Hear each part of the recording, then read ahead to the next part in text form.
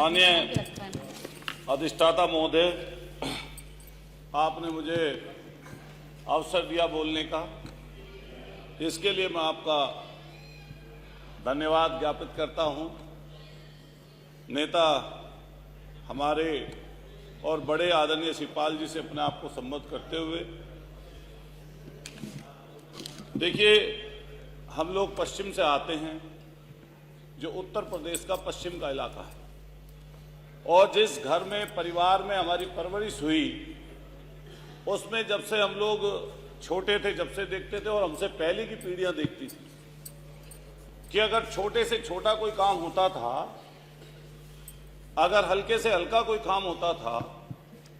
तो भगवान राम का नाम लेकर होता था।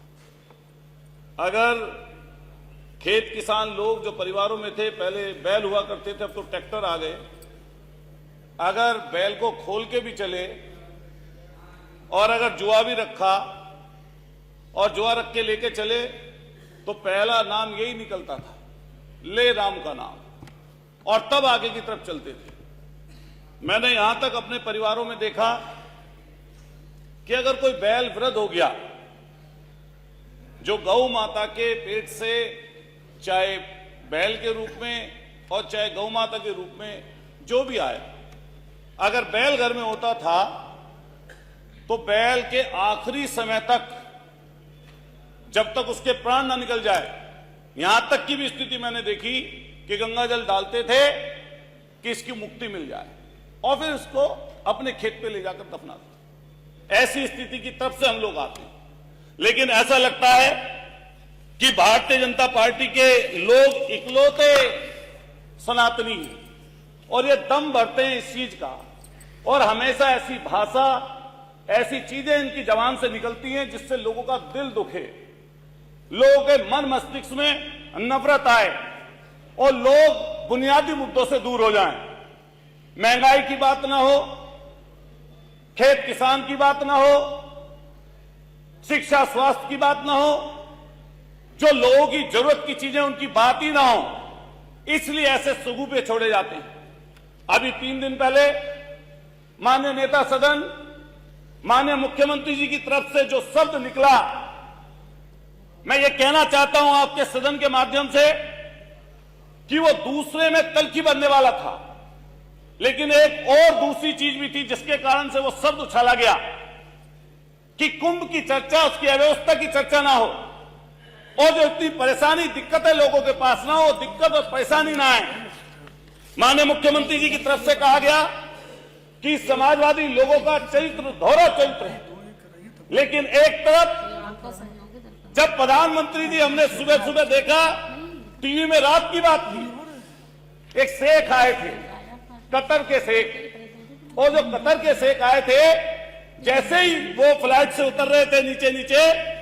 तो मैंने देखा प्रोटोकॉल तोड़कर हमारे देश के प्रधानमंत्री जी, जो सामने शेख खड़े थे, जो हमें थे शेख वहां के,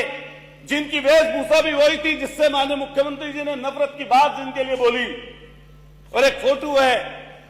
माननीय प्रधानमंत्री जी की और उनकी, दोनों की जोड़ी ऐसी लग रही है जैसे सदियों सदियों पुरानी। ऐसा लगता था जैसे कतर से आया मेरा दोस्त और दोस्त को सलाम करो, ऐसा बोल रहे हो। उसी समय माननीय मुख्यमंत्री जी को ट्वीट कर देना चाहिए था। अगर जो शब्द उन्होंने बोला मैं नहीं बोल सकता, जो उन्होंने शब्द बोला वो दूसरों की भावनाओं को आहत करने वाला था। और मैं ये बात कह दूं कि जब कुंभ की चर्चा हो रही है, चूंकि समय कम है, कुंभ की चर्चा हो रही है, हम लोग मुख्य विपक्षी दल हैं, और जो मुख्य विपक्षी दल होता है उसका काम है कि आपने जो काम किया, अगर उसमें कोई गलती है, कोई त्रुटि है, कोई उसमें ऐसी चीज हो रही है जिससे कुछ गलतियां हैं, तो मैं निश्चित रूप से कहता हूं कि नेता प्रतिपक्ष हो या प्रतिपक्ष के दल का कोई सदस्य हो, और हमारे अखिलेश यादव जी ने बार बार इस बात को चेताया कि वहां की परेशानी और दिक्कतें क्या हैं। अगर परेशानी दिक्कत नहीं थी तो हमने एक वीडियो ऐसी देखी जिसमें हमारे नेता, सदन के नेता के आंसू आंखों में थे। 17 घंटे बाद बताया कि घटना घट गई, जब दिल्ली से खबर आई तब बता पाए। जाम में फंसे थे लोग, परेशानी और दिक्कत में थे लोग, दिक्कत और परेशानी इतनी थी कि लोग बयान नहीं कर सकते। चूंकि एक समय थोड़ा है, और मैं कई चीज बोलना चाहता था, लेकिन बस यही कहते हुए कि जो उन्होंने हमारे शाहिद मंजू साहब ने बोला कि तू इधर उधर की ना बात कर,